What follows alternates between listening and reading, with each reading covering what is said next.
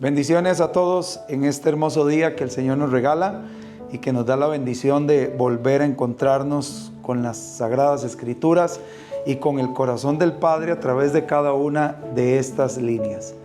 Bendito Dios que nos da esta oportunidad a mi persona, la salud de poderles compartir la palabra, y quiero agradecerles una vez más por su tiempo, por su espacio que has reservado, por esta vida que ocupas, porque el tiempo es vida, pero lo ocupas para cosas eternas, para principios eternos, y eso es lo que el Señor desea para cada uno de nosotros. Quiero iniciar con un principio muy básico. En muchas ocasiones me han preguntado ¿cuál es el secreto de las Escrituras? Y por lo general, por siglos, por años, por décadas, se ha observado la Biblia como un libro casi que mágico. Pero en realidad la palabra de Dios tiene como intención que su pueblo apartado tenga una conducta diferente a lo que comúnmente se daría a nivel mundial. Esa conducta se rige por mandamientos, ordenanzas y estatutos que lo que revelan es una capacidad de inteligencia y de sabiduría que sobrepasa la simpleza o la necedad de los hombres. La Biblia en realidad lo que quiere es que nosotros estemos bien, estemos en paz. De hecho, la palabra de Dios dice en Jeremías capítulo 6 que si nosotros nos volvemos a la palabra del Señor, nuestra alma hallará paz. Y lo dije hace unas reuniones anteriores, paz no es ausencia de problemas, sino es poderse mantener ecuánime y tranquilo en medio aún de las aflicciones, sabiendo que Dios tiene cuidado de todas las cosas. Hoy quiero compartir con ustedes un tema que considero va a cambiar en gran medida la perspectiva que podríamos tener de muchas cosas con respecto al ser humano, con respecto a Dios, con respecto a su palabra. Y este tema tiene que ver con nuestro ser y nuestra rendición al Padre Eterno. De hecho, se trata de un gobierno. En Mateo capítulo 3, el Señor empieza su ministerio diciendo: el reino de los cielos se ha acercado, y agrega la palabra arrepiéntanse. Ese término del reino de los cielos es un término muy utilizado en la antigüedad, y nosotros aquí en Latinoamérica pues no estamos muy identificados con él, porque nosotros no tenemos aquí reinos. De hecho, nos rige una democracia. En tiempos antiguos, un reino grande, un reino mayor, sometía a un reino menor. Cuando Jesús dice el reino de los cielos se ha acercado, por lo tanto arrepiéntanse, está hablando de un panorama donde se daban acuerdos de paz para que el reino mayor no exterminara el reino menor. Lo que está diciendo Jesús acá es: el reino de los cielos es tan grande, que viene a ser un acuerdo de paz contigo. Y el acuerdo inicia por un arrepentimiento. Ahora, el arrepentimiento no se puede dar sin el conocimiento de las pautas de qué arrepentirme. Y de allí se dan los principios para entender que hay cosas que ya no debería de estar haciendo porque me he sometido a un reino mayor. De hecho, el Padre Nuestro en Mateo capítulo 6 dice claramente que Jesús nos enseña a orar en esa fase de rendición donde dice: venga a nosotros tu reino y hágase tu voluntad en la tierra como ya está establecido en los cielos. La pregunta que quiero hacerle en este día es: ¿quién te gobierna? ¿Quién te gobierna? Y quiero responder a esa pregunta desde el Génesis, como siempre hemos utilizado ese principio. Voy a iniciar con una frase quizás para usted un poco confusa, porque a lo largo de los años, aún yo mismo lo predicaba, nos acostumbramos a un principio que asumimos que es verdad porque así lo hemos escuchado por mucho tiempo. Pero voy a entrar con una frase muy contundente. Usted y yo pensamos en algún momento, según el libro de Génesis, por una interpretación humana, que que Dios cuando creó a Adán y a Eva los creó perfectos. Pero voy a decirle en esta mañana, en este día, voy a ser muy enfático con usted. Dios no hizo al hombre perfecto. Dios lo hizo gobernable. Y dentro de unos minutos y pasajes vamos a entender esta frase que le estoy diciendo. Pero voy a empezar por un principio lógico. Si Dios hubiese hecho al hombre perfecto, no hubiese tenido necesidad desde el principio de la creación del hombre de establecerle ciertas normas y reglas que no podía quebrantar. Siempre me gusta utilizar el ejemplo del celular. Usted compra un celular nuevo, viene en un estuche envuelto en plástico, usted le quita el plástico, abre la caja, saca el celular, pero al lado del celular viene un manual, y el manual viene con una serie de consejos para una buena manipulación del artefacto para que no se dañe. ¿Qué significa eso? Que aunque el artefacto es nuevo, no es perfecto.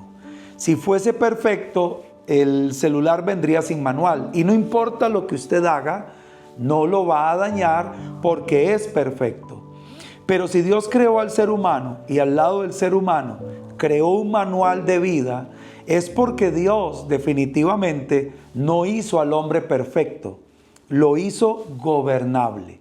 Perfecto solo Dios. De hecho, cuando la palabra de Dios dice en Isaías capítulo 6 que los serafines dicen santo, santo, santo al Señor Dios Todopoderoso, no está hablando de una triada de dioses en el cielo a que cada uno hay que decirle santo, santo, santo, sino que lo que está utilizando es un hebraísmo. Un hebraísmo significa que la repetición de una palabra 3 veces significa perfección. Y sobre Dios es el único a quien se le menciona 3 veces santo. Ahora, en la Reina Valera, usted va a encontrar términos como cuando Jesús dijo, sean perfectos como vuestro Padre que está en los cielos es perfecto. Bueno, eso está escrito en una traducción de 1960, pero si nosotros nos vamos a los idiomas originales o más antiguos, nos vamos a dar cuenta que allí no está hablando de una perfección con respecto a ausencia de error, sino que está diciendo sean maduros a la hora de perdonar, como vuestro Padre que está en los cielos ha sido maduro a la hora de perdonarles. Y hay términos en las Escrituras que usted los puede leer como Gálatas 6:1, si tu hermano fuese sorprendido en alguna falta, ustedes que son espirituales, restáurenle con espíritu de mansedumbre. Esa palabra espirituales en realidad lo que quiere decir, ustedes que han alcanzado madurez y mansedumbre, restauren a la persona. Pero voy a entrar en el tema que nos compete en esta hora. Y para ello voy a iniciar en Isaías capítulo 14. Y quiero que vayamos por favor al verso 8 en adelante. 10 en adelante. Isaías 14:10. Todos ellos darán voces y te dirán, ¿tú también te debilitaste como nosotros y llegaste a ser como nosotros? Descendió al Seol tu soberbia y el sonido de tus arpas, gusanos serán tu cama y gusanos te cubrirán. ¿Cómo caíste del cielo, oh lucero, hijo de la mañana? Cortado fuiste por tierra, tú que debilitabas a las naciones. Tú que decías en tu corazón, subiré al cielo, en lo alto, junto a las estrellas de Dios, levantaré mi trono y en el monte del testimonio me sentaré, a los lados del norte. Este pasaje es muy interesante porque cuando dicen el monte del testimonio me sentaré, estaba hablando de tomar el lugar del Hijo de Dios, porque la palabra de Dios habla de la ley y el testimonio. Dice, continúo, verso 14, sobre las alturas de las nubes subiré y seré semejante al Altísimo, mas tú derribado eres hasta el Seol, a los lados del abismo. Se inclinarán hacia ti los que te vean, te contemplarán diciendo, es aquel varón que hacía temblar la tierra, que trastornaba los reinos, que puso el mundo como un desierto, que asoló sus ciudades, que a sus presos, nunca abrió la cárcel. Todos los reyes de las naciones, todos ellos yacen con honra, cada uno en su morada. pero tú echado eres de tu sepulcro como vástago abominable, como vestido de muertos pasados a espada, que descendieron al fondo de la sepultura como muerto hollado. Cuando usted lee este pasaje tiene dos aplicaciones. Evidentemente es una palabra profética dada al rey de Babilonia, pero si usted mira el verso 4, dice: pronunciarás este proverbio contra el rey de Babilonia. ¿Por qué dice un proverbio? Porque está dando una analogía de la caída de Lucifer o Luzbel o Satanás o diablo, como usted lo quiera llamar, cuando Dios lo desechó, lo expulsó de la eternidad porque quería usurpar su trono. Y está utilizando esa analogía para decirle al rey de Babilonia que la altivez que él tiene es la misma que Luzbel o Satanás tuvo en tiempo de la eternidad.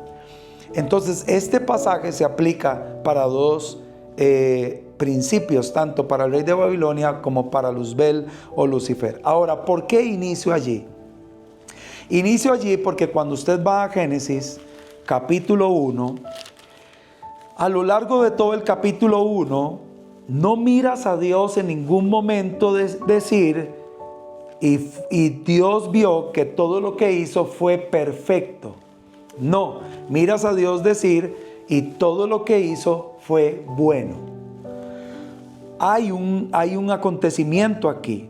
Y el acontecimiento que se da cuando Dios forma al hombre conforme a su imagen y conforme a su semejanza y lo pone en el huerto de Edén, estoy hablando de Génesis capítulo 1, capítulo 2 y capítulo 3, ya se ha dado un acontecimiento en el mundo espiritual y es la expulsión de Lucifer a la tierra. De hecho, Jesús en el libro de Mateo, el Evangelio de Mateo, expresa lo siguiente. Él dice: yo vi a Satanás caer como un rayo sobre la tierra.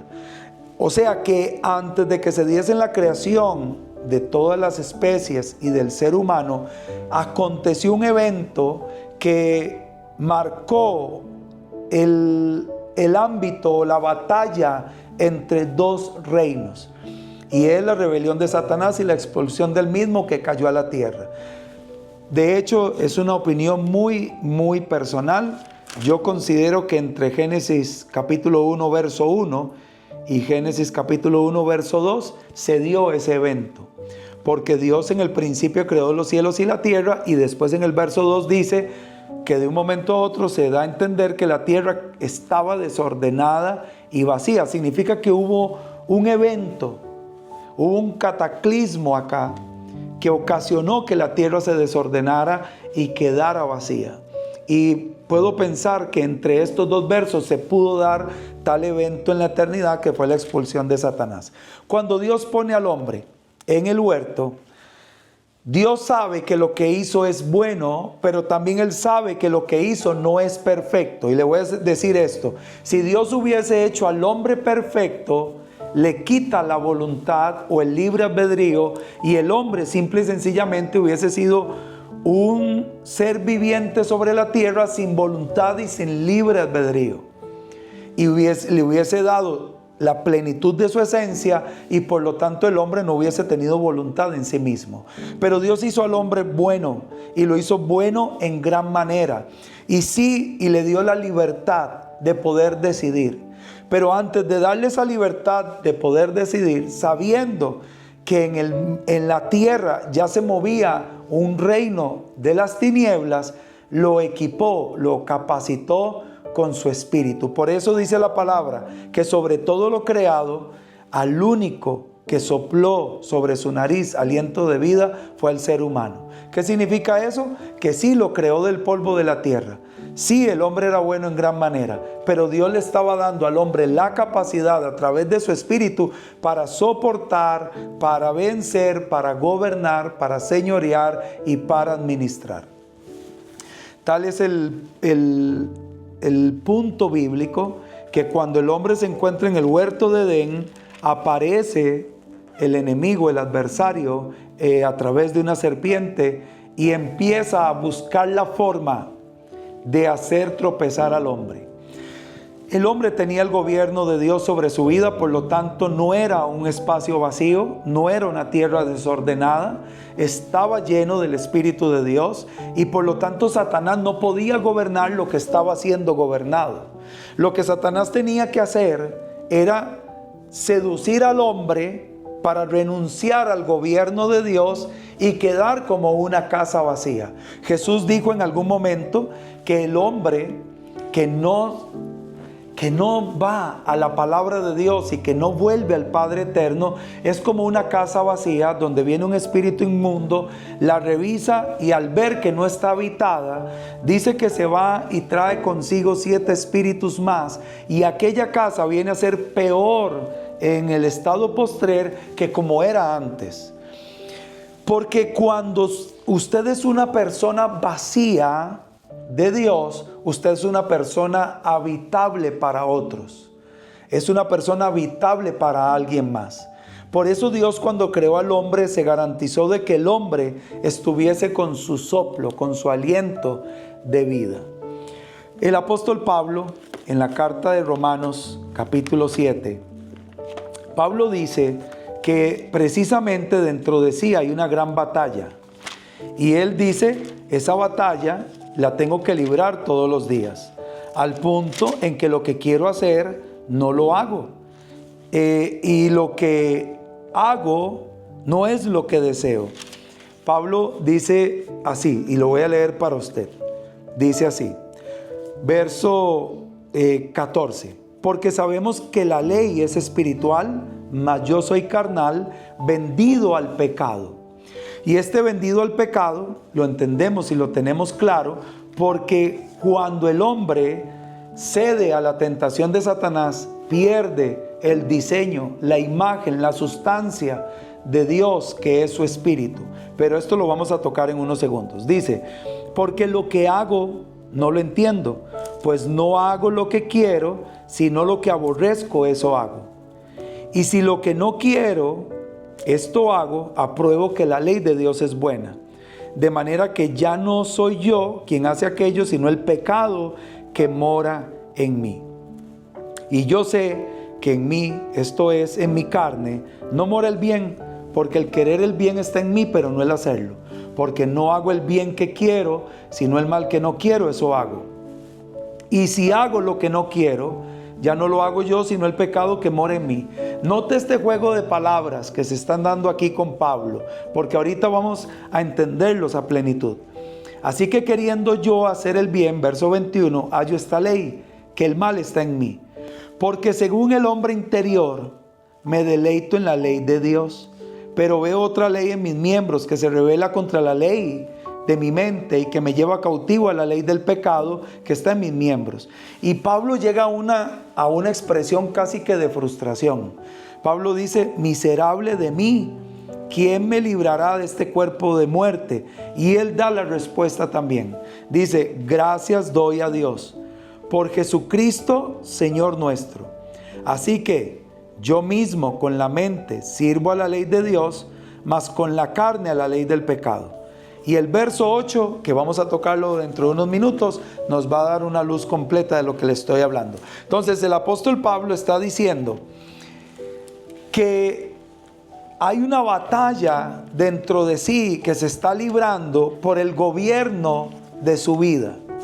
Esa batalla está entre la ley de Dios y los deseos del cautiverio al pecado. Dice Pablo, yo fui vendido al pecado. ¿De dónde saca Pablo ese término de ser vendido al pecado? Bueno, de Génesis capítulo 3. En Génesis capítulo 3, Satanás, a la par del árbol del conocimiento de lo bueno y de lo malo, le empieza a distorsionar la imagen de Dios en Adán y Eva. Les dice, bueno, él habla con Eva y le dice con que Dios les ha dicho a ustedes que no pueden comer de ningún árbol que está en el huerto. Eva, cayendo en la trampa del juego de palabras, le dice, no, Dios nos ha dicho que de todo árbol podemos comer, pero el que está en medio del huerto, del conocimiento de lo bueno y de lo malo, no podemos comer. Y Satanás le dice, ¿por qué? Bueno, porque vamos a morir. Y aquí es donde viene el primer principio. Satanás hace ver a Dios como mentiroso. No, no es que morirán, sino sabe Dios que el día que ustedes coman de ese fruto, ustedes serán igual que Él. Lo mismo que pasó en Isaías 14, es la misma ambición que Satanás le vende a Adán y Eva. Estar a la altura del Altísimo, a estar a la misma imagen del Omnipotente, porque eso es lo que dice Isaías 14. Ahora, ¿por qué Satanás no gobernó, subyugó inmediatamente a Adán y Eva? Sencillo, Satanás tenía también en la eternidad la misma esencia que Adán y Eva tenían la gloria de Dios. Y Satanás sabía cómo se perdía la gloria de Dios. La gloria de Dios se pierde por rebelión, por rebelarse ante el Creador de todas las cosas. ¿Y qué fue lo que hizo Satanás? Sembrar una semilla de rebelión en Adán y Eva. Y cuando les dice, es que ustedes van a ser igual que Dios, lo que les está invitando es, no tienen por qué ser un ser inferior, ustedes tienen todos los atestados para tomar las decisiones sobre sus propias vidas, hacer lo que a ustedes les dé la gana, porque son sus vidas. Y Adán y Eva creyeron este cuento y tomaron del fruto del conocimiento de lo bueno y lo malo. En ese instante, el Espíritu de Dios que había sido soplado sobre ellos salió de sus vidas. Porque después dice la Escritura que el Espíritu de Dios se movía en el huerto de Edén. ¿Qué significa eso? Que Adán y Eva quedaron vacíos. Al quedar vacíos, se convertían en una tierra de nadie. Una tierra que cualquiera podía gobernar. La vida no está diseñada para que usted haga lo que le dé la gana. Eso es mentiras.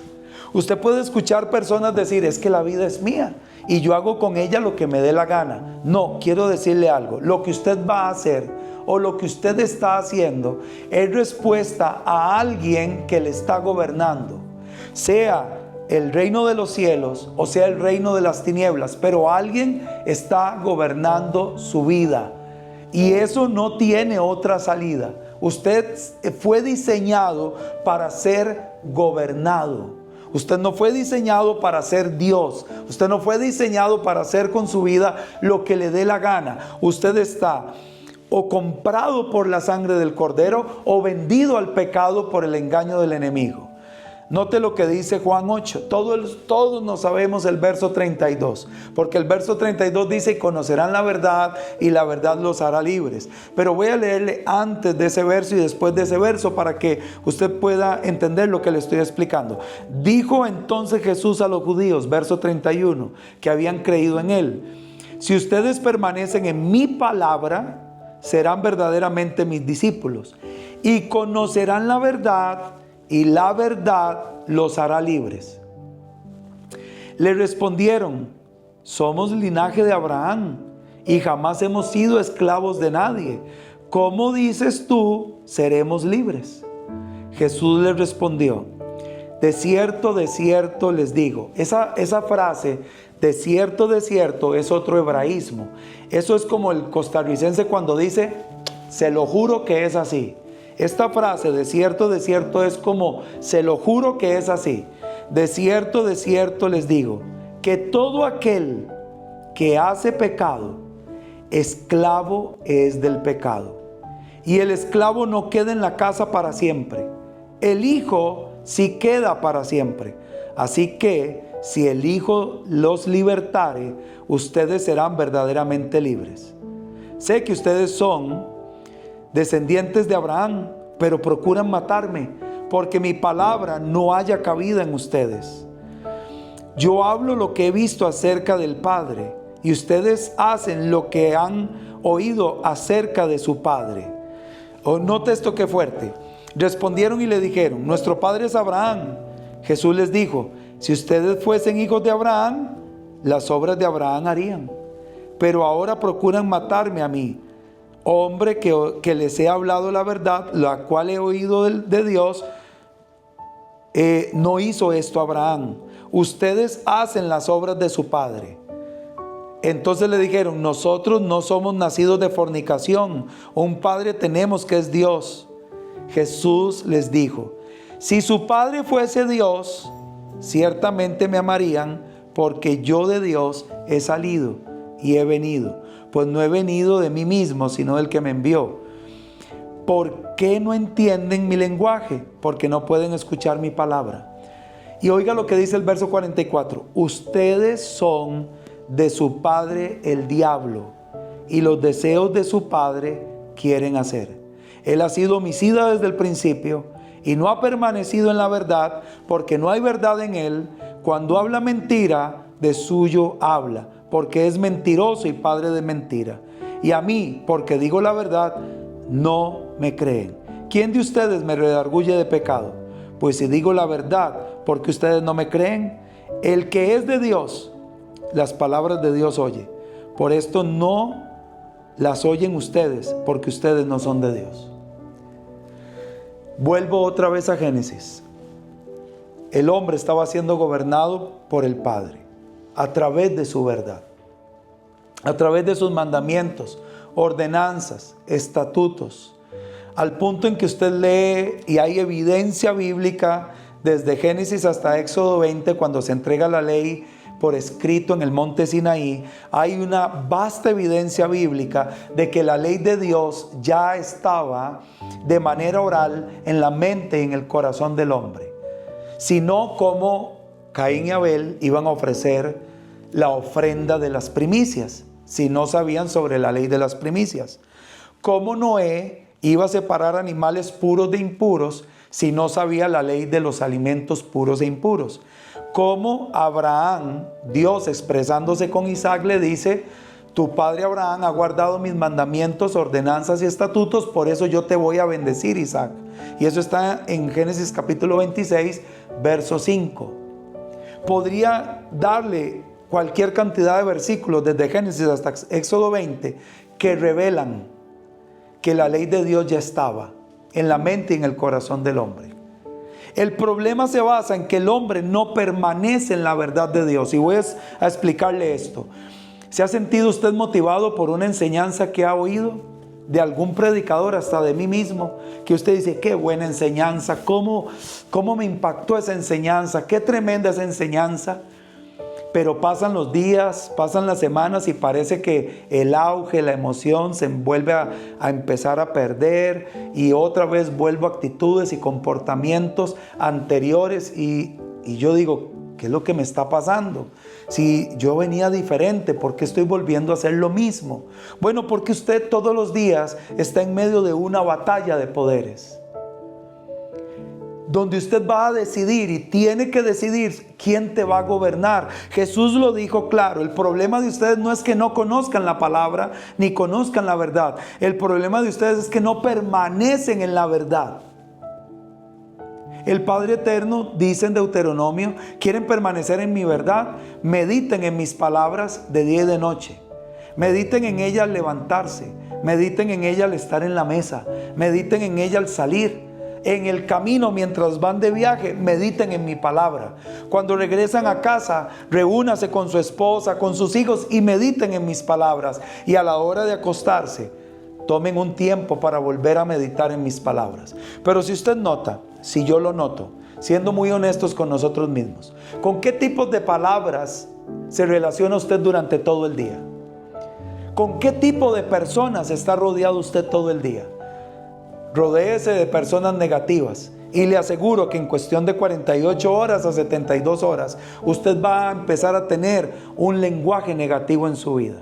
Reúnase con personas que solo tienen palabras soeces o vulgares o sexuales, y dentro de 48 a 72 horas, se lo aseguro, usted va a empezar a tener pensamientos soeces, vulgares o sexuales de manera desviados, depravados, porque usted está siendo rodeado y está almacenando una serie de palabras en las que permaneces, y esa serie de palabras en las que permaneces te van a ir dando una conducta.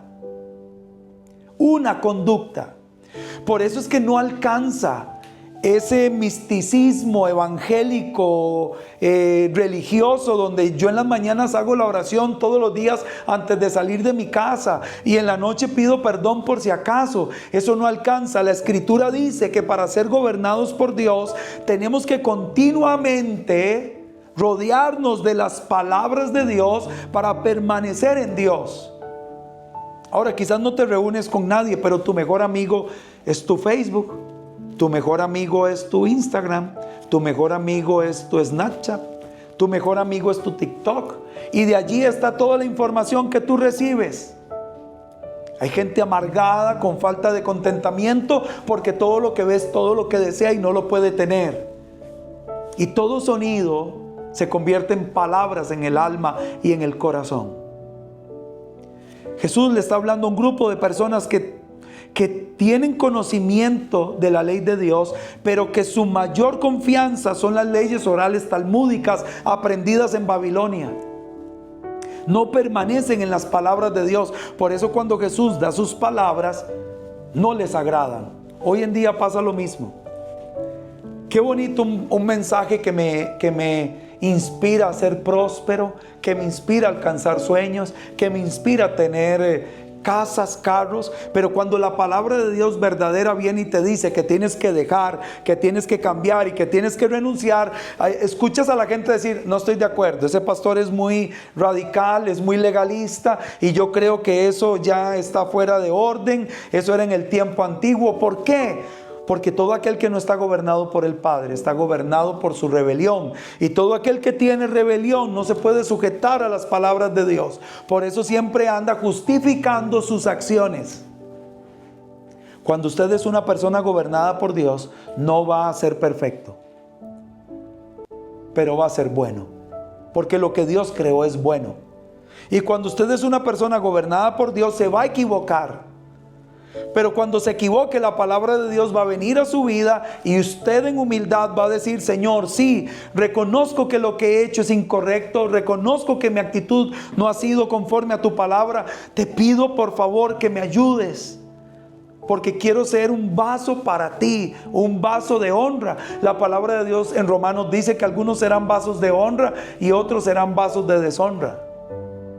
Pero vuelvo al principio, usted nunca podrá hacer lo que a usted le dé la gana, nunca. Porque desde Génesis se establecieron dos reinos. Uno basado en la rebelión, que está destinado al fracaso eterno. De hecho, según Juan capítulo 12, ese reino ya ha sido sentenciado y ya está condenado.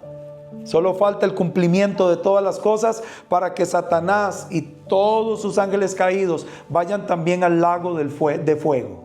La gente tiene una fantasía muy graciosa. Piensa que en el infierno Satanás los va a estar atormentando por toda la eternidad. Me da mucha gracia, eso raya en la fábula, porque la Escritura dice que Satanás y todos sus ángeles y todos los hijos de desobediencia serán todos atormentados por toda la eternidad. Y el tormento no es el fuego ni el gusano que nunca muere, porque para ir al cielo no se puede asustar a la gente. El peor tormento que alguien puede tener, y Satanás lo experimenta todos los días, es que habitando en la paz completa del Padre Eterno, la perdió por su rebelión. El ser humano, su peor tormento en la eternidad no será el infierno, será la ausencia de Dios por toda la eternidad. Pero hoy debemos decidir quién nos gobierna, a quién nos vamos a rendir. Por eso Jesús inicia su ministerio diciendo: el reino de los cielos se ha acercado. Si no quieres que este reino te aplaste, vas a tener que venir a este reino, escuchar sus leyes, mandamientos, ordenanzas y estatutos y rendirte. Y lo bueno es que este rey es benevolente, no te va a hacer esclavo, te va a dar paz. Porque el que se vuelve, Jesús dijo: mi yugo es fácil y ligera mi carga, vengan a mí, yo los voy a hacer descansar. Por eso Pablo en Romanos capítulo 7 dice: estoy vendido al pecado, lo que quiero hacer no lo logro, Y pareciese que Pablo llega a un momento de desazón donde ya no hay nada que hacer. Pero en el capítulo 8, el apóstol Pablo dice lo siguiente en el capítulo 8. Y empieza así: ahora pues, ninguna condenación hay para los que están en Cristo Jesús, los que no andan conforme a la carne, sino conforme al Espíritu. Porque la ley del Espíritu de vida en Cristo Jesús me ha librado de la ley del pecado y de la muerte. Porque lo que era imposible para la ley, por cuanto era débil por la carne, Dios, enviando a su Hijo en semejanza de carne de pecado, y a causa del pecado condenó al pecado en la carne, para que la justicia de la ley se cumpliese en nosotros, que no andamos conforme a la carne, sino conforme al Espíritu. Note lo que dice el verso 7. Por cuanto los designios de la carne son enemistad contra Dios, porque no se sujetan a la ley de Dios, ni tampoco pueden. Y los que viven según la carne no pueden agradar a Dios, porque la raíz del pecado es la rebelión. Toda persona que le escuches decir, es mi vida y yo hago con ella lo que me dé la gana, tiene el germen de la rebelión. Y la Escritura dice que Dios mira al altivo, o al rebelde lo mira de lejos. Reitero, volver al Señor no te hace perfecto, porque el Señor nunca nos hizo perfectos. Nos hizo buenos y nos hizo habitables. La pregunta es, ¿quién te está habitando en este momento? Porque una cosa es tropezar en pecado y otra cosa es vivir en pecado. La Escritura dice que el que vive en pecado, la verdad no está en él. Pero la Escritura también dice que si pecado hubiésemos cometido, abogado tenemos para con el Padre a Jesucristo. Esos dos pasajes están en la carta de Primera de Juan. Uno ejemplifica la vida de una persona rebelde que quiere hacer, que piensa que puede hacer con su vida lo que le da la gana. Y otro ejemplifica la vida de una persona que todos los días procura agradar a Dios, pero va a errar, va a fallar, se va a equivocar. Y si volvemos a Génesis capítulo 3, se da cuenta que la sentencia de Dios para expulsar a Adán y a Eva del huerto de Edén no fue el haber comido el fruto. La sentencia de ellos fue que a pesar de que Dios les dio la oportunidad de reconocer su pecado y arrepentirse, nunca lo hicieron. Siempre justificaron su error a costillas de otro. Es que la mujer que me diste, es que la serpiente que hiciste. Y si escuchas los términos, son términos de rebelión. Es tu culpa del por qué estamos así. Satanás desde el principio ha vendido una imagen de un Dios de doble cara, de un Dios de doble moral, que nos da cosas pero nos las quita, que nos dice que esto fue creado para, pero no nos deja disfrutarlo. Y todas esas son artimañas del enemigo para meternos en una rebelión y podernos separar del Creador. Porque el mismo Jesús en Juan 15 dice lo siguiente: yo soy el árbol verdadero y mi Padre es el labrador. Todo pámpano que en mí no lleva fruto, lo quitará. Y todo aquel que lleva fruto lo limpiará para que lleve más fruto.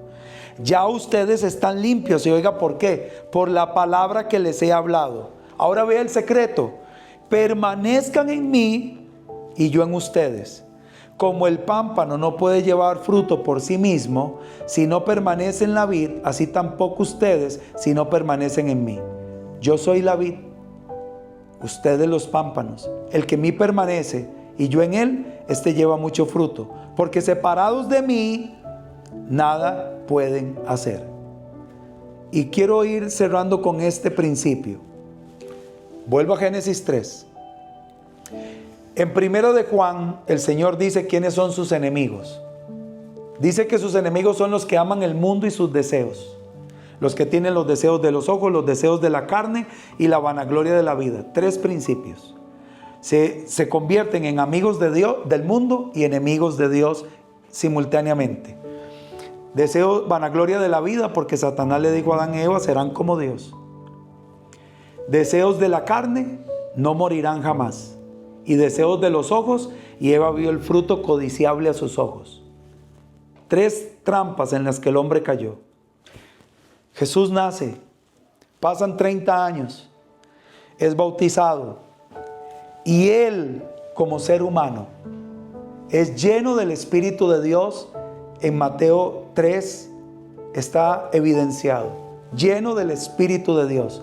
O sea, gobernado por Dios, habitado por alguien eterno, sublime, que creó todas las cosas. Y dice que después de allí es llevado al desierto.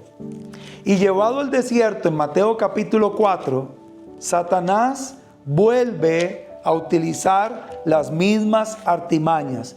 Los deseos de los ojos, los deseos de la carne y la vanagloria de la vida. Mire lo que dice Mateo 4:3. Y vino a él el tentador y le dijo: si eres hijo de Dios, di que estas piedras se conviertan en pan. Deseos de la carne. Él respondió y dijo: escrito está. ¿Qué respondió? Escrito está. Él lo dijo más adelante: si ustedes permanecen en mis palabras, ustedes son hijos de Dios, porque las palabras de mi Padre hablan. No solo de pan vivirá el hombre, sino de toda palabra que sale de la boca de Dios. Después dice que le llevó a la santa ciudad y le puso sobre el pináculo del templo. Y le dijo: si eres hijo de Dios, échate abajo, porque escrito está: a sus ángeles mandará acerca de ti, y en sus manos te sostendrán para que no tropiece tu pie en piedra. ¿Qué es esto? Vanagloria de la vida. Me voy a tirar para que sepas que soy el Hijo de Dios. Pero Jesús le responde: escrito está también: no tentarás al Señor tu Dios. Y otra vez le llevó el diablo a un monte alto y le mostró todos los reinos del mundo y la gloria de ellos, y le dijo: todo esto te daré si postrado me adorares. ¿Qué es esto? Los deseos de los ojos. Entonces Jesús le dijo: vete, Satanás, porque escrito está: al Señor tu Dios adorarás y a Él solo servirás. Termino con esta frase: tú eres habitación de alguien, solo que tú tienes que decidir de quién. Nacimos para adorar. Si no adoras a Dios, estás adorando otra cosa. Por eso el ser humano termina adorando imágenes. Por eso el ser humano termina adorando artistas. Por eso el ser humano termina adorando futbolistas. El ser humano termina adorando bestias. Termina adorando cosas creadas. Porque si no adora a Dios, termina adorando otra cosa. Y Satanás, de manera astuta, disfrazó todo eso en religión. Y la religión es engañosa porque te hace sentir espiritual, muy cerca de Dios. Pero eso solamente son juegos pirotécnicos. Eso solamente son circunstancias que engañan un corazón que está en tinieblas porque no conoce la verdad. Jesús le pasó con Pedro. Estando con sus discípulos les dice: ¿quién dice la gente que soy yo? Y ellos empiezan a responder: Señor, unos dicen que eres Elías, el profeta Elías resucitado. Otros dicen que eres Juan el Bautista resucitado. Y Él les dice: ¿y ustedes quién dice ustedes que soy yo? Pedro responde: tú eres el Cristo, el Hijo del Dios viviente. Jesús le dice: Pedro, eso no te lo reveló ni carne ni sangre, sino mi Padre que está en los cielos. Note esto. Pedro da una respuesta dada por Dios. Una hora después Jesús le dice a los discípulos: una hora después, necesitamos bajar a Jerusalén. Allí voy a morir, voy a ser llevado preso y me van a matar. Y dice la escritura que Pedro lo llama aparte, le dice: Señor, tal cosa no te acontezca, ¿para qué vamos a subir a Jerusalén? No necesitamos subir. Y Jesús se vuelve a Pedro y le dice: apártate de mí, Satanás, porque no pones tu mirada en las cosas de arriba, sino en las de la tierra. Es que cuando usted es tierra de nadie, un día lo puede usar Dios y otro día lo puede usar el diablo. Pero cuando tú permaneces en las palabras de Dios, cuando tú meditas en ella de día y de noche, cuando tú lees sus mandamientos para tener una buena conducta diaria, para ver cómo caminar conforme a su voluntad, para ser justo con su empleado, para usted como empleado ser correcto y leal con su patrono, para que usted como marido pueda ser un hombre correcto en su casa como esposo y como padre, para que usted como mujer pueda ser una ayuda idónea, sabia y prudente. Cuando usted se mete en la palabra todos los días, no en el Facebook a que le manden un versículo con una palabra de motivación, hoy te irá bien. No, si el cristiano también tiene su astrología, ¿cómo es que se llama? Su horóscopo, porque pareciese que todos los días le mandan un versiculito en lo que le va a ir bien en ese día, y eso es lo que sustituye a su escudriñar la palabra de Dios. Ay, no, hoy recibí una palabra de Dios, vieras qué tremenda. La palabra de Dios decía que todo lo que haga me irá bien. ¿De verdad? ¿Dónde lo leyó? En el Facebook. Pero todo lo que haga me irá bien, sí. ¿Qué dicen antes? Si eres esforzado y valiente en permanecer en la ley del Señor y no desviarse a la derecha ni a la izquierda. Es que nos gusta la promesa, pero no nos gusta la disciplina. Nos gusta el cumplimiento, pero no nos gusta el compromiso. ¿Quieres días buenos? ¿Quieres vivir días buenos? El apóstol Pedro dice que deberíamos de dedicarnos a meditar en la palabra del Señor todos los días, aprender a refrenar nuestra lengua y a vivir una vida piadosa. Esos son días buenos. ¿Por qué necesitamos a Jesús? Porque Jesús venció en el desierto lo que Adán y Eva no pudieron vencer en el huerto. Cuando nos arraigamos a Cristo Jesús, su victoria fluye en nosotros. Y Él dice en Juan capítulo 14, si ustedes guardan las palabras y los mandamientos, mi Padre y yo vendremos y haremos morada en ustedes. Entonces significa que ya no seremos una casa vacía, sino una casa llena de la eternidad del Padre y de la obediencia del Hijo.